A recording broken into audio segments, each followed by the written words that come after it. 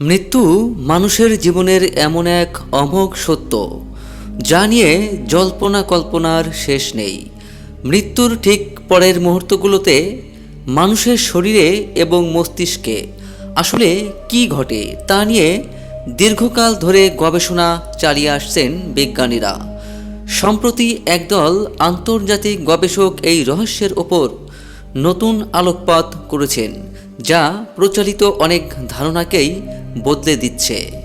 বিজ্ঞানীরা দীর্ঘ পর্যবেক্ষণের পর দেখেছেন যে হৃদস্পন্দন থেমে যাওয়ার পরও মানুষের মস্তিষ্ক তাৎক্ষণিকভাবে পুরোপুরি নিষ্ক্রিয় হয় না, বরং কিছু ক্ষেত্রে দেখা গেছে যে মৃত্যুর ঠিক আগ মুহূর্তে এবং পরবর্তী কয়েক মিনিটে মস্তিষ্কের গামা তরঙ্গ উল্লেখযোগ্যভাবে বৃদ্ধি পায়।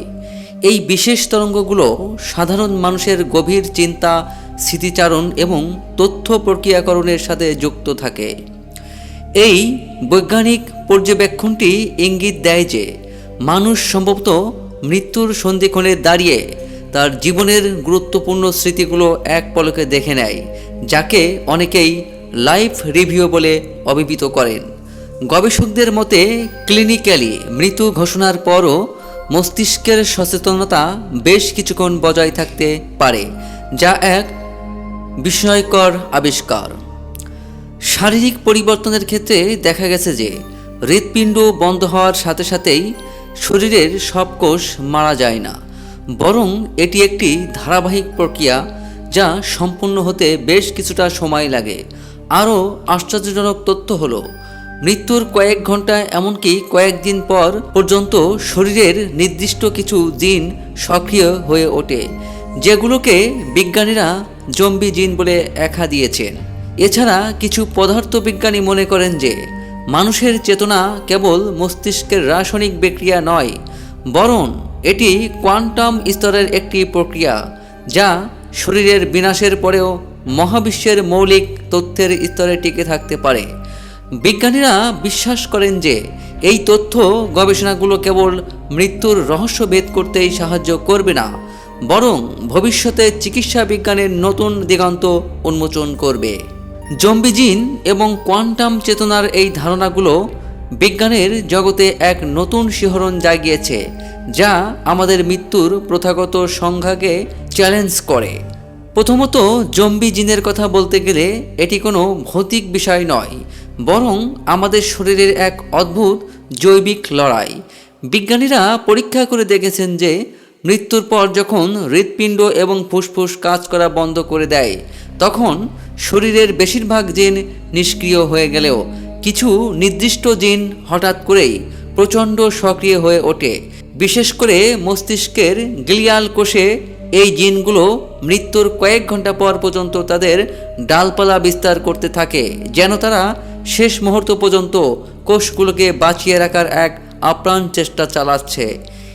এই আবিষ্কারটি ফরেনসিক বিজ্ঞানীদের জন্য অত্যন্ত গুরুত্বপূর্ণ, কারণ এর মাধ্যমে মৃত্যুর সঠিক সময় এবং কারণ আরও নিখুঁতভাবে বলা সম্ভব হচ্ছে। কোয়ান্টাম চেতনা হলো বিজ্ঞান ও দর্শনের একটি অত্যন্ত জটিল এবং রোমাঞ্চকর ক্ষেত্র, যা আমাদের মস্তিষ্ক এবং চেতনার উৎসকে পদার্থবিজ্ঞানের গভীরতম স্তরে ব্যাখ্যা করার চেষ্টা করে। এই তথ্যের মূল প্রবক্তা হলেন বিখ্যাত নোবেলজয়ী পদার্থবিজ্ঞানী স্যার রজার পেনরোজ এবং অ্যানেস্থেসিওলজিস্ট ডক্টর হ্যামারফ।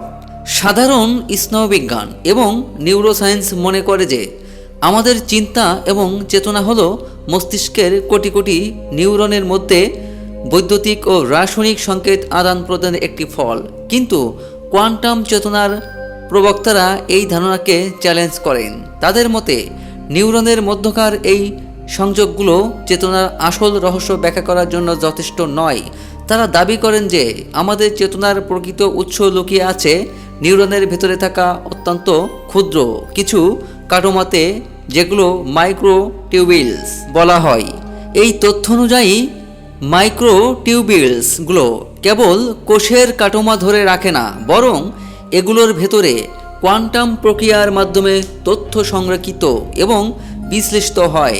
কোয়ান্টাম ফিজিক্সের নিয়ম অনুযায়ী কোনো কণা একই সাথে একাধিক অবস্থায় থাকতে পারে, সুপারপজিশন, এবং এই ক্ষুদ্র স্তরেই আমাদের সচেতন মুহূর্তগুলো তৈরি হয়। যখন একজন মানুষ মারা যায় বা মৃত্যুর কাছাকাছি পৌঁছায়, তখন মস্তিষ্কের রক্ত সঞ্চালন বন্ধ হয়ে গেলেও এই মাইক্রো টিউবিলসগুলোর ভেতরে থাকা কোয়ান্টাম তথ্য বা চেতনা পুরোপুরি ধ্বংস হয়ে যায় না। পরিবর্তে সেই তথ্যগুলো মহাবিশ্বের বৃহত্তর স্তরে ছড়িয়ে পড়ে, যা কোনোদিন বিনাশ হয় না। সহজ কথায়, এই তথ্যটি আমাদের চেতনাকে কেবল একটি জৈবিক প্রক্রিয়া হিসেবে না দেখে একে মহাবিশ্বের একটি মৌলিক উপাদান হিসেবে গণ্য করে। এর অর্থ দাঁড়ায় যে শরীর বা মস্তিষ্ক অকেজ হয়ে গেলেও আমাদের চেতনার একটি অংশ মহাবিশ্বের কোয়ান্টাম স্তরে টিকে থাকতে পারে। যদিও এই তথ্যটি বিজ্ঞান মহলে এখনও ব্যাপক বিতর্কের সৃষ্টি করে, কারণ অনেক বিজ্ঞানী মনে করেন যে মস্তিষ্কের উষ্ণ এবং আর্দ্র পরিবেশে কোয়ান্টাম অবস্থা বজায় থাকা প্রায় অসম্ভব। তবুও সাম্প্রতিক কিছু গবেষণা মাইক্রো টিউবিউলসের ভেতরে কোয়ান্টাম কম্পনের অস্তিত্ব খুঁজে পেয়েছে, যা এই ধারণাকে নতুন করে প্রাণ দিয়েছে। এই তথ্য অনুযায়ী যখন একজন মানুষের শারীরিক মৃত্যু ঘটে, তখন সেই কোয়ান্টাম তথ্য বা চেতনা মহাবিশ্বের মৌলিক স্তরে ছড়িয়ে পড়ে, কিন্তু তা একেবারে ধ্বংস হয়ে যায় না। যদি কোনো ব্যক্তিকে পুনরায় বাঁচিয়ে তোলা সম্ভব হয়, তবে সেই তথ্যগুলো আবার মস্তিষ্কে ফিরে আসে, যা থেকে মানুষ মৃত্যুর কাছাকাছি যাওয়ার অভিজ্ঞতার কথা বলতে পারে। সহজ কথায়, জম্বি জিন যেখানে শরীরের শেষ মুহূর্তের লড়াইকে তুলে ধরে, সেখানে কোয়ান্টাম চেতনা আমাদের অস্তিত্বের এক অবিনশ্বর সম্ভাবনার কথা ইঙ্গিত করে, যা হয়তো কোনোদিন বিজ্ঞানের হাত ধরেই পূর্ণতা পাবে।